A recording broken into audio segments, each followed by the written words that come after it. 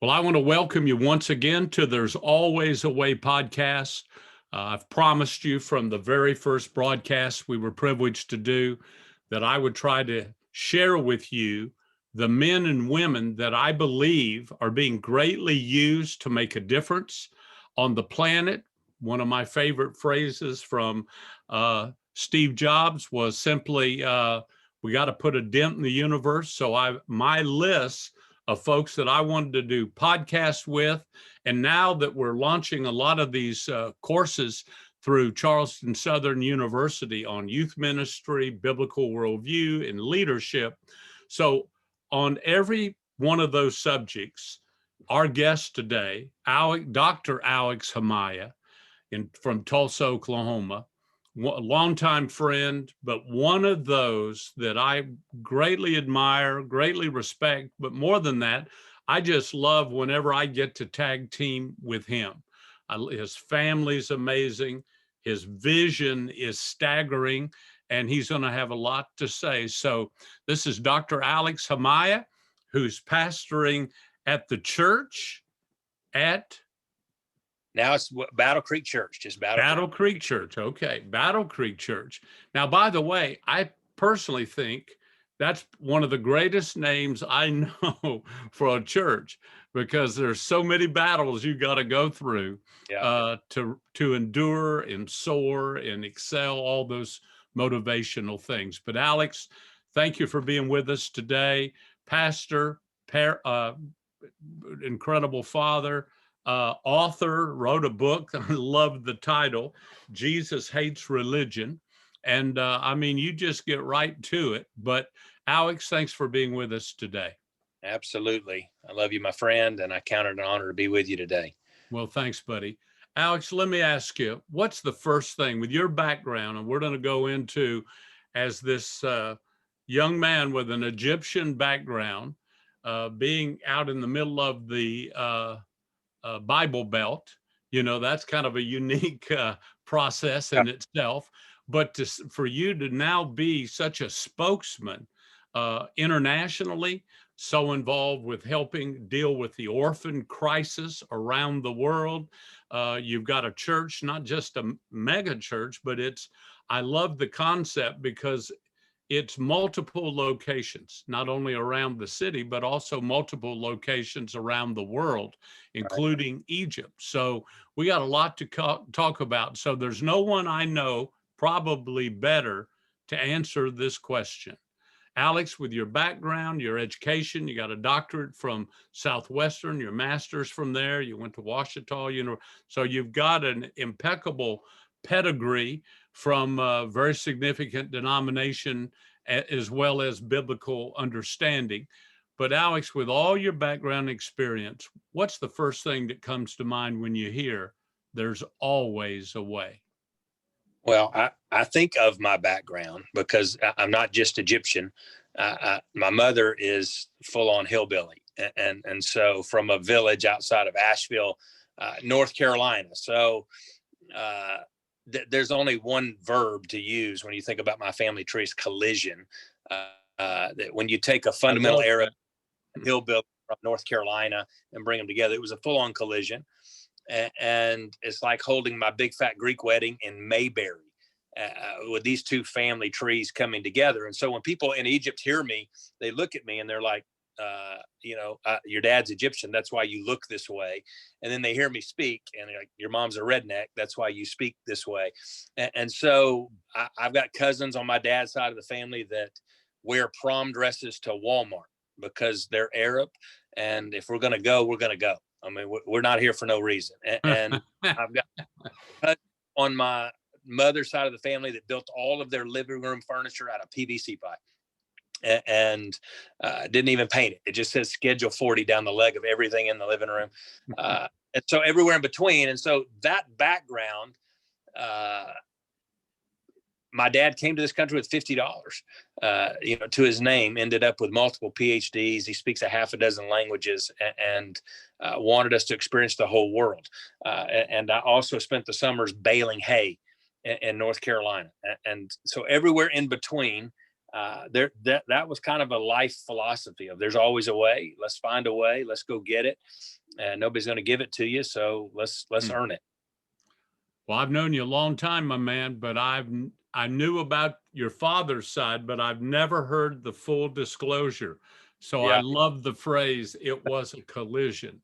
I Yeah. always described all my broken homes, foster homes, et cetera, as a hit and run accident because people would hit and then they'd run off, and Yeah. there we'd be. But I love that description. So what a background. It's in your DNA that there's always a way. How did you come to faith with that Well, kind of background? my dad was not Muslim. That when people hear he's Middle Eastern or he's Egyptian, that's one of the very first questions that get asked Right. is he was a part of a church called the Coptic Church. And if you study church history, you study Sure. in fact, it's older than Catholicism. Catholics try to date their lineage back to Peter. The Coptics date their lineage back to Mark. And if you read Acts, Mark had a jump on Peter. They were around first. And so Yes, sir. the younger brother is the Catholic Church in the Coptic Church mine in Alexandria. Mark went to Alexandria and started, the church. And so we didn't have a Coptic church in Louisiana where I was raised. And so we went to the Catholic Church, which was similar in some regards. In fact, Catholic is very liberal compared to Coptic. They're very, very stringent. And so we went to the Catholic Church. We didn't all enjoy it. So my parents made up for our lack of church attendance by sending us to Catholic school. So I didn't just go to Catholic school. It was Jesuit school. It's like Shiite Catholic, and so it was pretty strict. I got a great education. The ADD in me needed that education. But we're doing a series on the Lord's Prayer right now that we're calling As It Is in Heaven. And when I think about the Lord's Prayer, my experience with the Lord's Prayer was praying it at a Catholic football team. None of us knew the Lord. None of us cared anything about the Lord, but we wanted to win the game. We went to mass every week as a part of school. We had religion class every day. But we would pray that prayer not in any of those settings, but before a football game, because we wanted to win. But I didn't know anybody who really knew the Lord. And then a buddy of mine from a neighborhood near mine invited me to a youth group with him on a Wednesday night. We went to First Baptist Church of Bossier City. There, Fred Lowry, one of the heroes, and one of mine was the pastor there. They were going through hell about that season. And in fact, I sat in a deacon's or a church business meeting as a brand new attender and watched a fist fight happen and thought, I got to come back and see what this is all about. And so it actually attracted me to pay attention to what was going on in this church. But during that, I got invited to a youth camp. So I attended for months and months before I ever really actually responded to the gospel. It was at a youth camp. How old, Alex? 15 years old, and was at San Marcos Baptist Academy, Emory Gap. Yes, sir. And ended up trusting Christ, giving my life to Jesus at that youth camp. And he really did flip my whole life upside down, all of it. And in fact, my little brother went with another church, Airline Baptist Church, to another camp in Missouri somewhere. And the very same night that I gave my life to Christ in San Marcos, Texas, he was giving his life to Christ in Roach, Missouri. And God was bringing the equation together. A year later, I got to lead my dad to Christ as a 16-year-old kid. And a few months after that, got to lead my mom to Christ. A few months after that, led my little sister to Christ. And God moved in to that house. And it was a pretty remarkable story. If I had more time, I could tell you more details about it. But I was a kid, 15 years old when I came to Christ. Well, it's no wonder you have such a passion, and so much of your ministry was what I believe is the greatest preparation in the world for amazing things that you've been able to do. But I believe, and I think you do, that if you can do youth ministry with all Absolutely. the challenges at a young age, learning how to get jiggy with it, learning how to call audibles, learning how to use duct tape to get just about Right. to get things done.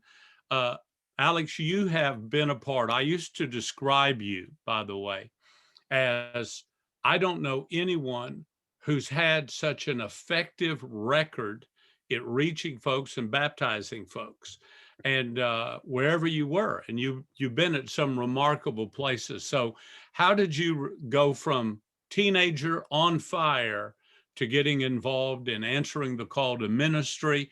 Do you believe that is a specific call, by the way? And then number two, tell us about your journey as a youth pastor, various places. Yeah. Well, it certainly begins in that youth ministry. When I was a youth, got to watch it. It was a great one. BJ Rutledge. I don't know if you know BJ. Oh, of course, yes. BJ was I remember actually you came and Right. did a couple of days back in those days. Remember when you came to the auditorium, you couldn't get in. There were so many people. That was, no, I'm kidding. Go ahead. Well, BJ was phenomenal. Yes. In fact, stepping into another role at his church, he's kind of going to be mentor to the next pastor and all of that. I just made a video for him last week at his great church there in Fort Worth.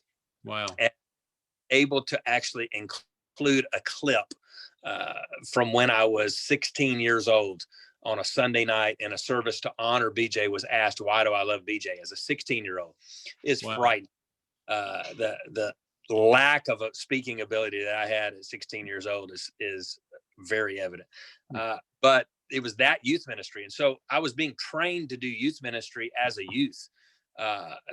And we were reaching people, and we were pushed to share our faith. And there was, and you remember some of those days because you were a part of some of those days that, we would go to the streets and just share Christ with strangers, and God was honoring it. And we would walk into restaurants and, celebrate Jesus, 10 of us, 50 of us, 100 of us. And so that was the real training ground for youth ministry. When I felt called to the ministry, I was a junior in high school. So I'd been a believer a couple of years, almost 2 years. I didn't know, nobody in my family was in ministry. BJ was the only person I actually knew in ministry. But I began to sense that that's what the Lord wanted me to do. I sat my dad down. I mentioned that earlier. He came here with $50. He got multiple PhDs. Education's a big, big deal in his mind. And I'll never forget sitting at the kitchen table on a Sunday afternoon and saying, Dad, I think this is what God would have me to do. And he looked at me. By the way, he does not have the gift of mercy, nor does he want brutal honesty. He's not in the market for it, right? But he when I told him I felt like I was called to ministry, he said, first question is, son, do you want to be poor? And I said, what do you mean? And he said, all the preachers I know, they're poor. You want to be poor? And I was like, yeah, I don't think I want to be poor. And he said, beyond that, what they do is talk in front of their peers. And I've seen you do that a couple of times. And I don't think that's your game. And I was like, yeah, you're right. First 2 times I was asked to speak, it was awful. Cried, and couldn't get a word out edgewise because of the tears and the raccoon that moved into my throat.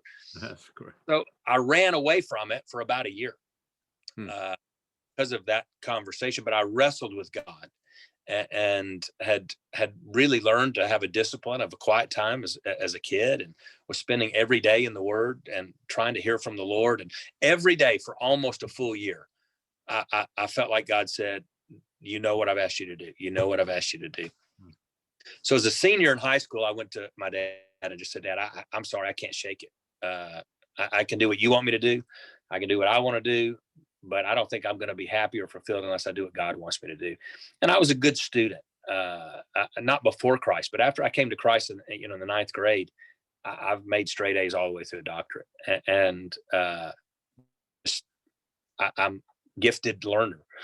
And so some people work really hard at it, and I didn't have to. I did well on standardized tests. And so I could have gone to school anywhere I wanted to go and had scholarships to a liberal arts school there in Nashville called Vanderbilt, and was going to go do that. I ended up visiting a Christian university had about 1,500 students, because there was a girl in our youth group a year older than me who went there. And so as a senior, I went to see her because I thought I had a chance with her, and fell in love with that little school. Came home and told my dad that I'd like to go there. He said, absolutely not. You cannot throw your life away.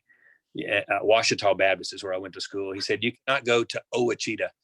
And said, why? He said, a degree from Ouachita is like a prize in a Cracker Jacks box. And you got to go to a real school. And so, long story, I ended up with a scholarship to Ouachita. My dad had a lapse of judgment, or the sovereignty of God kicked in or something. He let me go. And I got a great education. There were professors who really cared about me, and several of them in the religion department would say, hey, I'm going to preach somewhere, ride with me, or I'm going to go do this crusade for a few days, go with me. And just mentors at every stage from BJ forward. God put mentors at Southwestern Seminary. Roy Fish, was in my life, and just at every stage, he's put people to help me. And that was kind of the call to ministry and the surrender to ministry, and youth ministry was all I knew. So, that's where I was going.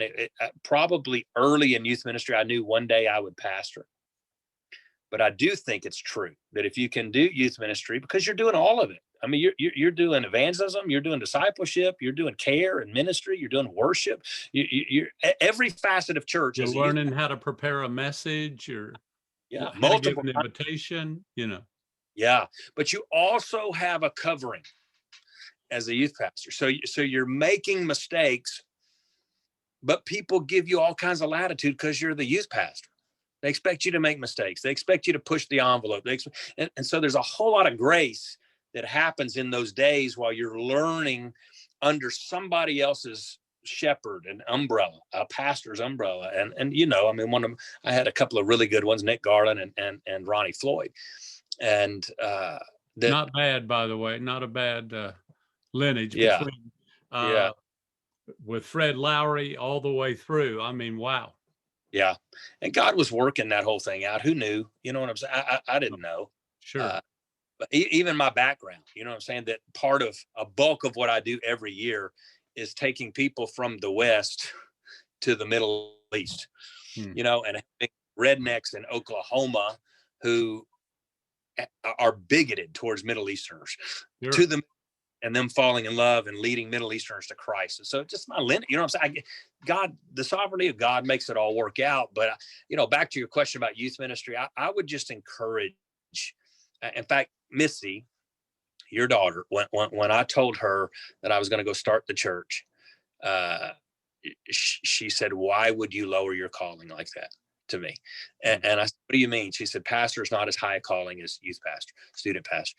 And you have a higher calling today. And honestly, I don't disagree with her. I do feel that reaching the next generation, that's not a secondary calling in heaven. It may be the hero in heaven. Well, I love that. Well, I tell you, Alex, there's a couple things going on. Let's talk about it since you brought the subject up. So if we get in trouble, it's your fault. But that youth ministers, there is a real struggle that goes on. So number one, you got to lean in every opportunity you get. If you're in college, if you're in seminary, where as you sit there, or you're that volunteer youth worker, you are, I believe, the bridge builder. Yeah. And you're the one that says you can get from where you are to where you want to go. I used a phrase for 100 years. It seemed like in every public school I went to, there's got to be a time the little boy sits down, the man stands up, got to be a time the little girl sits down, the young woman stands up. Yeah. But almost every time there's a young man or a young lady, a little older, a little further along in the journey, that God is using to help them make those kind of stands. So as you answer that call, you get some opportunities, and maybe folks recognize potential in you. Yeah. Before you know it, there's a lot of things, I don't want to say forces, but there's a lot of conflicting things about what would be the best path to travel. Yeah. Yeah. You and I had that conversation. I don't know if you'll remember any of those conversations multiple times. I'd pick you up at an airport or something, and for an event you were speaking at that I was the youth pastor at, or a church I was at, and we would have these long conversations and about, when is the next step? What is the next step? What does that look like? And I think all of us who are type A personalities, who are drivers, who are goal set, and I'm not down on all of those things. I am all of those things, but you can get ahead of yourself. You can get ahead of God. You can get ahead of what God wants you to do out of pure ambition. And quite honestly, I think some of the church planting movements, and I'm a church planter, and I'm full. I love them. I talk to 100 of them a year, and want to blow air into their wings and into their sails. And so I love them. So don't hear what I'm not saying. But what I am saying is that the movement that has happened today in the last 10 years, that you can get out of high school and go plant a church, or right out of college and go plant a church, and never really have any real church experience. And then you're going to go lead adults, not just kids, but you're going to lead senior adults. You're going to, and so it just feels to me like you're putting the cart in front of the horse, so to speak. And again, I think maybe it's part of what's happening with a lot of pastors who have screwed up. A lot of young pastors, our friends that we care about, who screwed up, and I'm not the one who thinks, well, they had it coming, or I just think there's real, and he's mean, and he's after the children of God. But I was 31 years old when I started a church, and so I wasn't 20, but I wasn't 40 either. I was a young man, but I had 15 years of youth ministry experience. I did have a doctorate degree. I had a whole lot of rough edges knocked off of me in confrontational meetings with my mentors and with my pastors and with volunteers who were CEOs of major organizations. Donnie Smith, who was the CEO of Tyson Chicken, ran 10th grade for me in that youth ministry. And we had conversations, and he'd say, hey, that's stupid what you're doing. And let me help you with this. So those things helped. And I'm not saying I'm one step away from screwing up just like anybody else who screws up. I have tendencies and besetting things, and just like everybody else. But I feel like God was gracious to me to allow me to come up in an incubator. And so I think skipping the youth ministry stage of ministry, and as a 20-year-old, a 22-year-old, a 25-year-old going to plant a church, but before you had a chance to serve a church under another pastor, it could be a setup from the enemy to hurt you one day. So you had this, you were in an environment where you caught it, number one. Yeah. That, hey, if you're a follower of Jesus, you got to be a devoted, passionate follower. You got to give it everything you've got. So you were in that kind of environment. And then you were by a youth pastor who understood ministry probably as good as any youth pastor that I know. I mean, one of the most highly effective. That you have some now opportunities, but responsibilities, what you've got to do to reach your teammates, what you got to do to reach your classmates, and why we do youth camp. And all of a sudden you get drafted to help do 100 details to help make it all work so that the fire could fall with your friends. And so to me, as I know your background, but I want to ask you just one simple, what is the single greatest thing you could cultivate as a youth pastor that will not only help you now in doing God's call on your life, but that preparation for whatever down the road? I think it's an intimate relationship with Christ. It trumps everything. And if you will get to know Christ when you're on the backside of a field somewhere and don't have the opportunities, then you're going to walk with Christ in those moments. The very first youth ministry job I had, I sold books door to door for Thomas Nelson one summer. Hated every second of it, but I learned a lot about it after my freshman year of college. But then after my sophomore year in college, I was hired to be a youth intern at a little church in Pine Bluff, Arkansas. they hired me like in April. I was to report June 1st. And between April and June 1st, the youth pastor that I was going to intern under left and went to another church. The pastor called me and told me that. And I said, okay, maybe we'll try again next summer or something. He said, no, I want you to come. And I said, well, who would I intern under? And he said, no, I need you to come run the youth ministry. Terrible decision on that pastor's part, first of all, but a lot of lack of wisdom on his part to allow me to do that. But I did go. And on the first Wednesday night, my dad called me afterwards. He said, how did it go tonight? And I said, it went fine. And he said, how many in the youth group were there tonight? And I said, one. And he said, well, technically you don't have a youth group because group means more than one. You got a youth. And well, your dad didn't cut any slack at any stage along the way, did he? Any stage. And what's funny about it is when I tell people those stories, like they meet him now as a grandfather and they don't believe any of the stories. He changed ways for sure.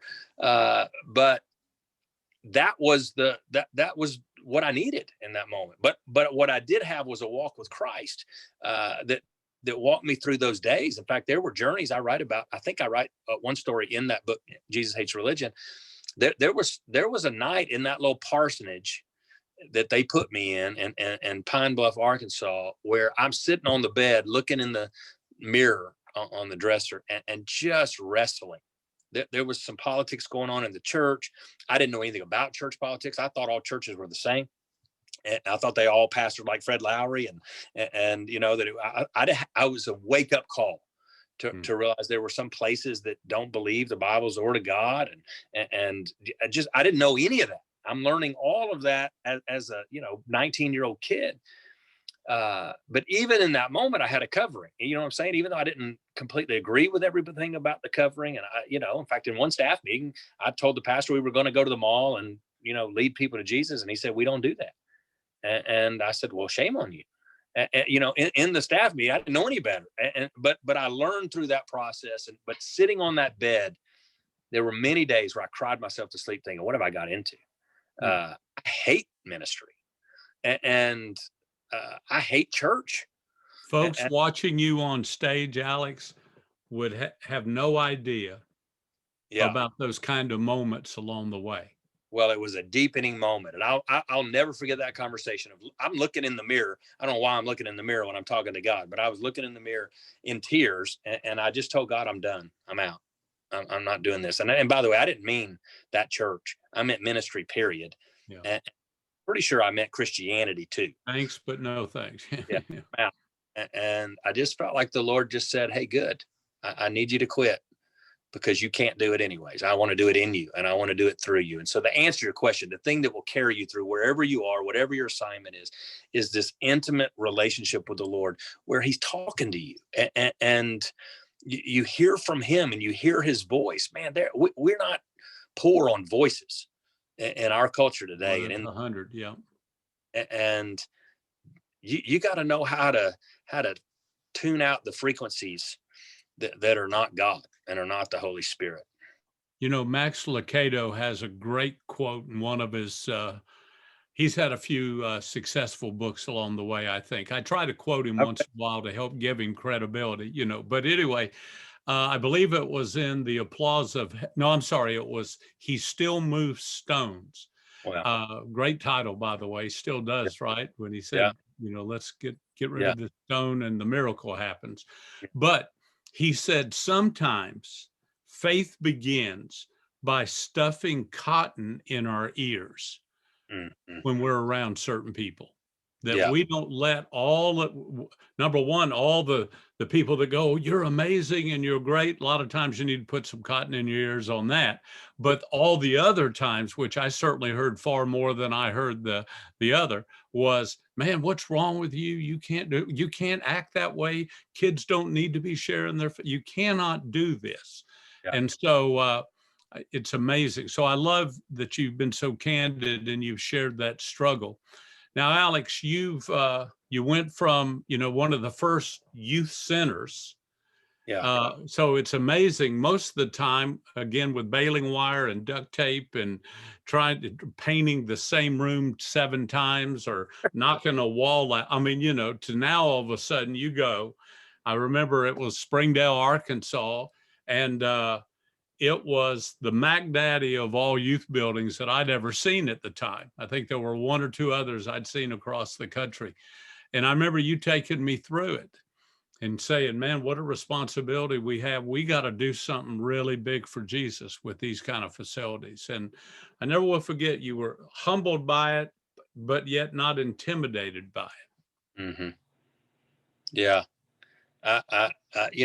What was it called? Was it the Can Do? Initially it was that my predecessor was John Cope. Oh, yes.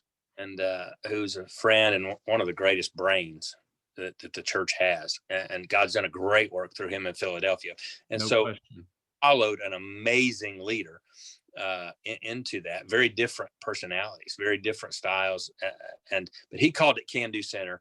We changed the name to 24/7 Student Ministries at that time. Right. And it was, all of the expensive work was done. John did all the bricks and mortar and the rooms and the equipment. We came in and redid it and, changed the paint and the lipstick and a few things but it was all his vision. And I remember talking to him about it. Like, he would go visit Dave and Buster's and those kind of facilities before churches were even kind of thinking about that. Wow. And studied it. And so he was the one, he was in that role when they built it. Somebody could lose a limb in a lot of Baptist churches thinking that way. I mean, he was way ahead of his time for sure. No question. Yeah. But God filled that building many, many, many, many times. And there were a lot. In fact, there's a few on my staff that came to Christ, in that building. And there's several of them serving God all over the world that came to Christ in that building. It's you look back I'm 49, and so I'm maybe I'm at halftime, maybe I'm, in the third quarter, maybe I'm nearing the fourth quarter. I don't know, but sure. Certainly I'm looking back and some of the things I'm the most proud of are those leaders that God raised up, wow, from under our influence that are changing the world. No question. No question. That's, the Chinese have a great proverb. The pipe that carries the water gets just as wet as the bucket that receives it. Wow. And I've learned that when I share the gospel, when I share the good news, when I try to motivate someone, mentor someone, help someone, just believe in them, yeah, in this day and age, that I get just as wet as the message that flows through me. So I believe if you're a worship leader or a speaker or a teacher, that if what we're talking about isn't affecting us the same way it does, so I've always loved that proverb. That's Alex, good. You went from that incredible dynamic church. Did you go straight to Tulsa from yeah. there? Yeah, came straight. Excuse me. We had a search team. Choked you up. Just think about it. Yeah. We had a search team come and talk to us about coming to be the pastor, and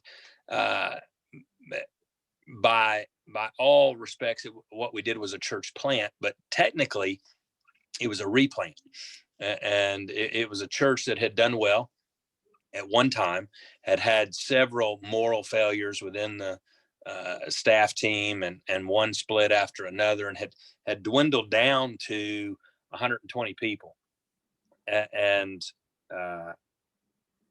had a building that was 180,000 square feet. It was a shopping mall, and so millions of dollars in debt. That called and invited us to come, and and you took that call. All my mentors at that time had said this was career suicide. And that's what I'm talking about, this intimate relationship with Christ, where you actually hear the voice of God over your life. And because I don't disagree with any of their logic, actually, when I look back on it, like, the logic is right. This was a moronic decision. In fact, it felt like an invitation to get on the Titanic after it hit the iceberg, and so it wasn't like the initial voyage. It was like, hey, we're taking on more water than we can handle. It's going to go down. Do you want to come get on it with us? But God was in it, and I had page after page after page in a journal of the Lord speaking to me about coming to do it. In fact, when I came here in that view of a call Sunday that we do, which doesn't have any biblical background. It's hard to say. I've always had a hard time finding the reference for that, But the 120 people, which included the babies, the worship leaders were leading, and it was awful. I kid you not. It was a karaoke thing with a ball bouncing on the lyrics to the worship songs. Nobody who had a phone wanted the microphone. They all were staring at the lyrics like a calf looking at a new gate. And it was so bad that I literally sat down, put my head between my knees, and just told God, I can't do this.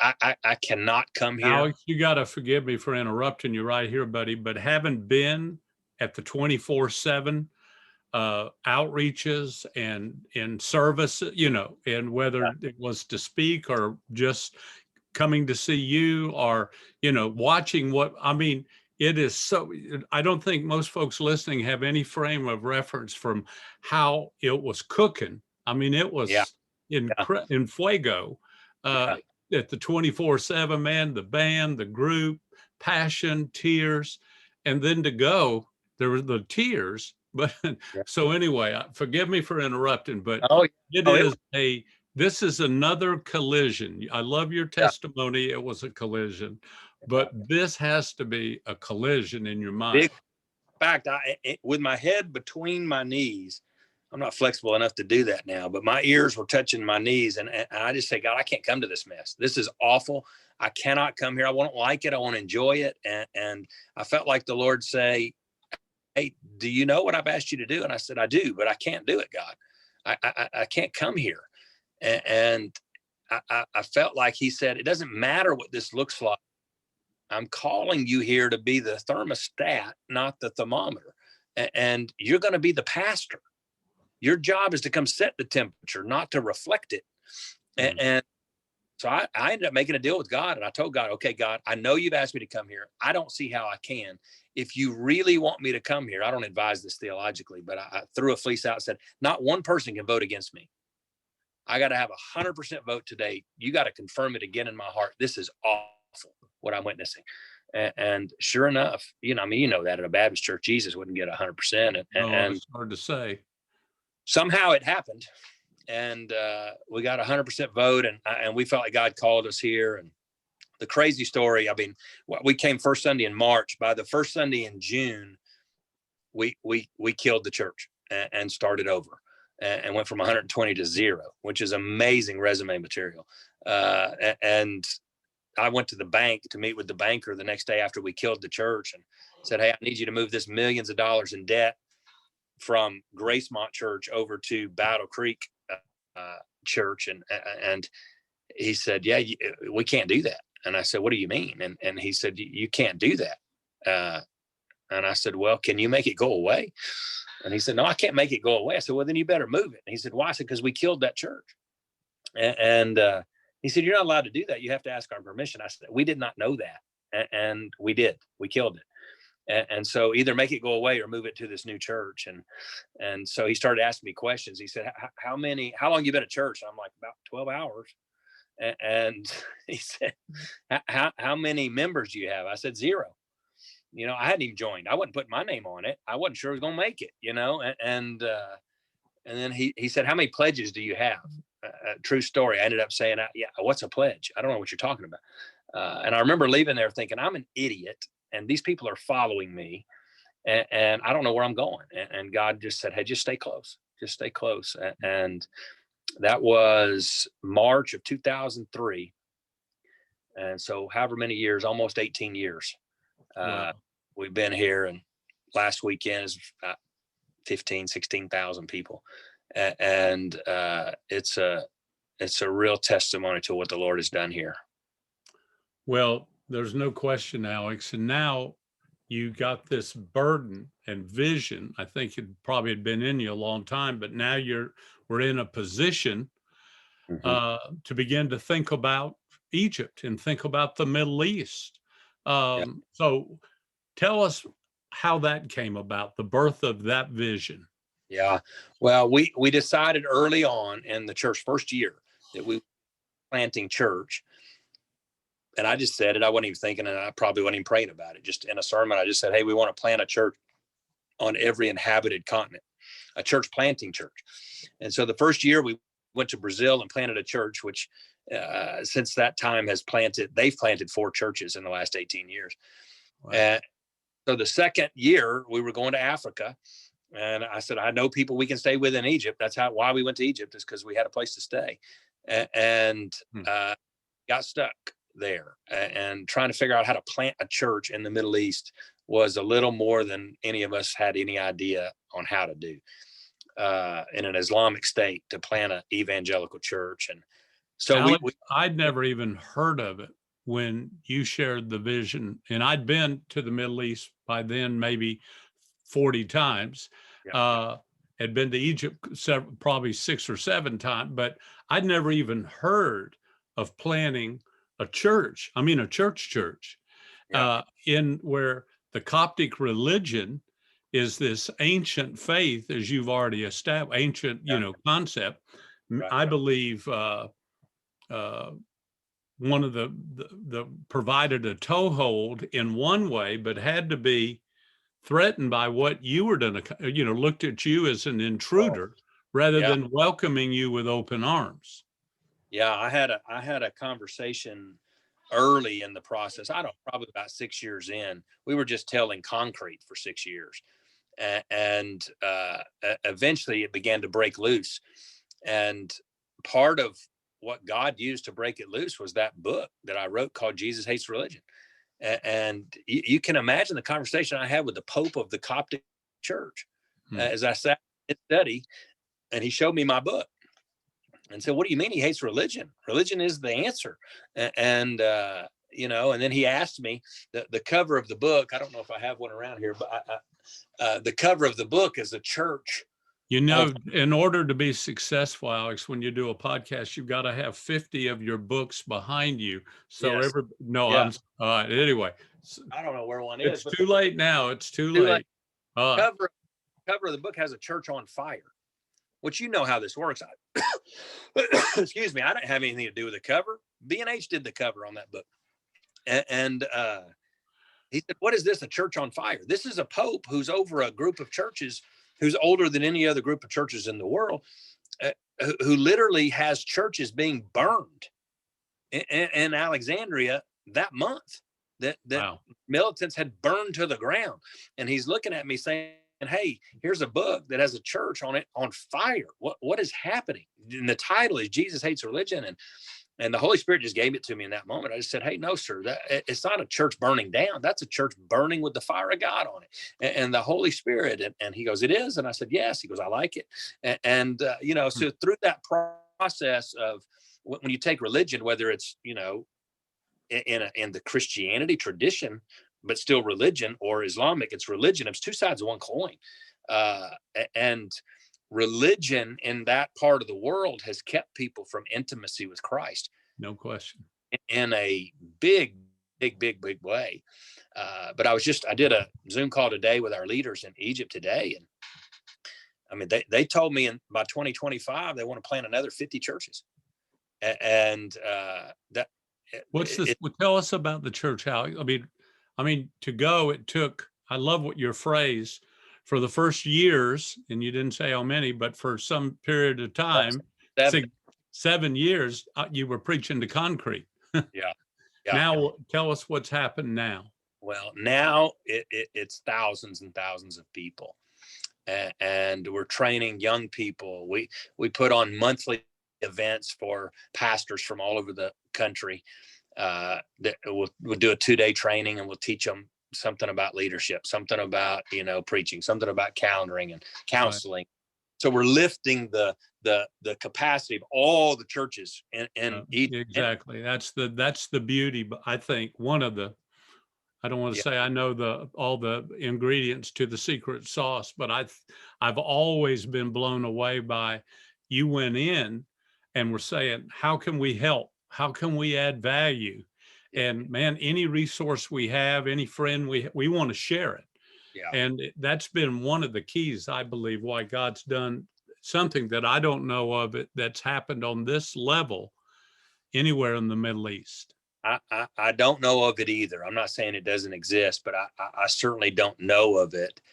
And God over the first 5 years of success, I'm not saying 5 years of being there. We've been there like 16 years.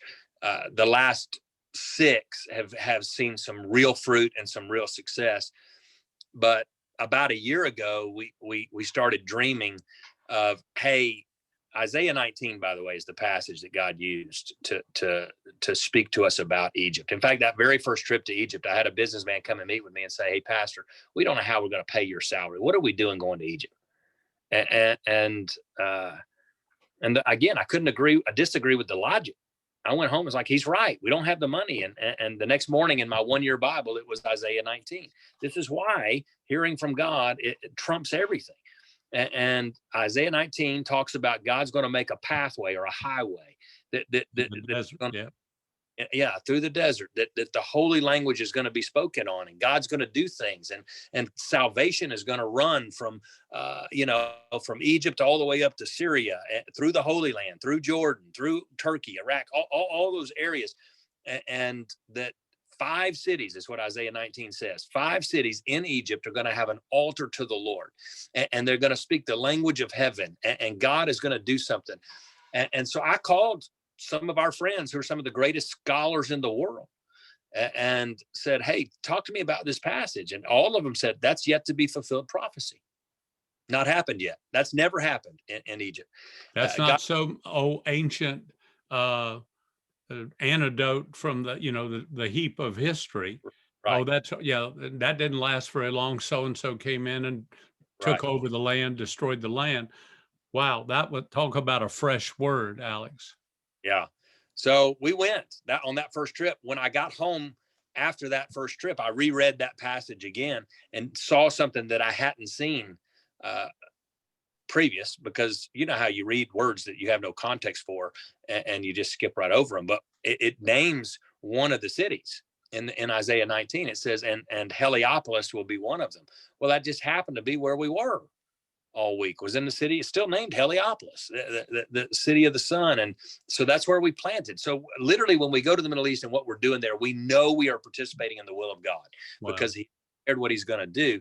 And we're seeing it happen. And so now the name establishment, the credibility of helping all the others, including the Islam during Ramadan and all that, we're blessing imams and taking food to people and all the neighbors, and just hands and feet of Christ. And so we have so much favor there now. We just feel like we built a pipeline. In fact, last year I took one of our friends, Jordan Easley. And in fact, he went a few times, but last year we helped First Baptist Cleveland start a campus in Alexandria, Egypt, during COVID. That's amazing.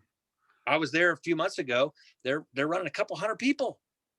It's been going. I'm glad something good happened during COVID, because one of the biggest, not disappointments, but heart disappointments. We were very pumped, student leadership, about coming, having the privilege to tag team with somebody that I think should be in the WWE Hall of Fame, but pound for pound, toughest guy. But anyway, we were really excited. Brent, myself, Jeff, I mean, we were all very excited and honored to come to Egypt. And then, of course, we'd had some interesting opportunities with some of the government officials. And so you have such favor there and opportunity. So anyway, please know we're all in. And we don't care what all's going on anywhere else on the planet. As soon as there's a green light, we want to say, put me in, coach. All right. Yeah. I'm hoping this fall we can make that happen. I promise we'll be there. Yeah. I may have to bring a couple of the younger guys because they get discouraged that, I get all the choice assignment. But anyway, Alex, in all seriousness, I had a real moment after 9/11. The gentleman who had helped start the President's Prayer Breakfast back in 1950 with Eisenhower, and it's become, this Yeah. tremendous cause for good around the world, Yeah. building international bridges. But he asked me to go to the West Bank after 9/11 and ended up going to the largest university in Palestine, Wow. there in Ramallah, and speak to those students and speak to the faculty. And while there, I was asked, are you a Christian? Are you an American? How do you feel about Israel? And they said, why are you here? And I said, let me be honest with you guys. I don't want to be here. I'm a patriot. My philosophy is you want some come get, you don't want to mess with America. The Romulans and the Klingons don't want to mess with them. I mean, I'm being honest in this Q&A with 1,000, it seemed, or maybe more, university students. I'm just being honest with them. I said, but let me tell you why I'm here. Because I've used a phrase for many years that I'm not just Baptist, I'm not Coptic, I'm not,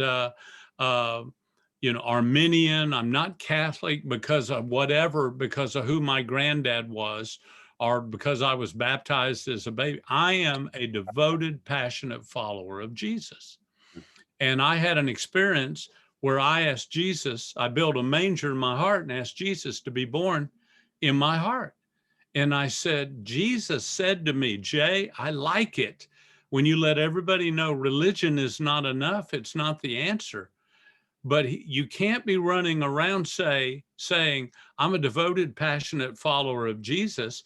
And it's obvious you care about Israel, you support Israel, you're worried about Israel and but you can't say you're my devoted follower and act like you could care less what happens to the Arabs. And I said, Jesus said to me that, yes, I am concerned about Israel's future. But Jesus goes, what about these Palestinian young people that are in college? Everybody goes, why don't these kids get in school and stay out of trouble and get an education instead of doing all these crazy? And I said, here I am in the largest university. There's 1,000 of you, but there's only 2 of the graduates that even have a job. And so Jesus said, Jay, you can't run around saying you care about Israel if you don't care about these Palestinian students that have kept their nose clean, that are working hard, who do love their country and want to have a country. And I'm telling you, just being honest and transparent, and being straight with them about how I felt. Yes, I'm more than a Christian. I'm not, it's worse than that. Are you an American? No, it's worse than that. I'm a patriot. I mean, everything they ask me, I go, it's worse than that, but by being honest and then saying, Jesus said to me, Jay, if you're going to be my follower, you better know I love the Palestinian young people. I weep for the Palestinian young people. I long for them to have every opportunity in the world. Help them. So I said, I don't know what I can do. All I got's a big mouth, but I just want you to know I want to help you be able to get jobs, to have a country, to have safety, but you got to do your part. God will do the impossible, so that's kind of how I approached it. And it's changed my life because we've now done a lot of SLUs in Jordan and even one in Syria, one in Lebanon, one in 2 or 3 on the West Bank. And, so we were supposed to go to Nazareth, and then we were supposed to go the largest Arab community in Israel itself, the nation of Israel. And then, of course, the privilege of being able to partner with you in Egypt was a huge answer to prayer. So I just want you to know, man, I love what you do. I support it. I want to block and tackle any way I can for this amazing vision and anointing that you have on your life, not only in Tulsa and all the church planters and all the young ministers that you're pouring into, but also for what you're doing in the Middle East and what you're doing in Egypt. Yeah.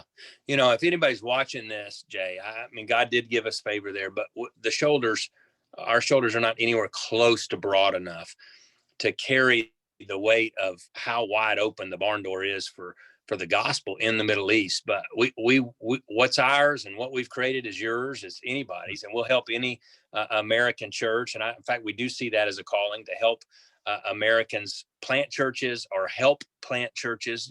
That's maybe some smaller churches couldn't do that on their own, Sure. but they could, we could put 4 or 5 of them together, and together they could do that. Wow. And so my email is pastor@battlecreekchurch.com. pastor@battlecreekchurch.com. They could email me, and we'll hook them up with some people. We'll get them over there on a vision trip and see if we can help them.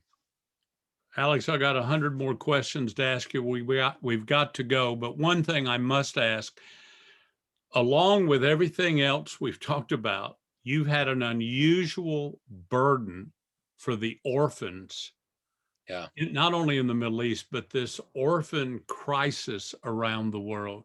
Give us that sight, and then tell us quickly about what we can do and how we should look at this orphan crisis. Yeah. So that is another passion that we have. We have helped dozens and dozens of churches in America find their niche in orphan care.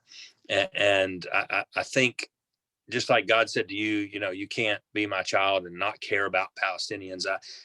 100% true that God would say to all of us, hey, you can't be my child if you don't care for the fatherless.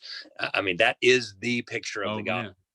And so years ago, that's pure and undefiled religion, and right. Yeah. James 1:27. So I think what we created it's adopted. The ED is in parentheses, because what we're doing is educating churches, Christians, ministries on how to find their niche in orphan care.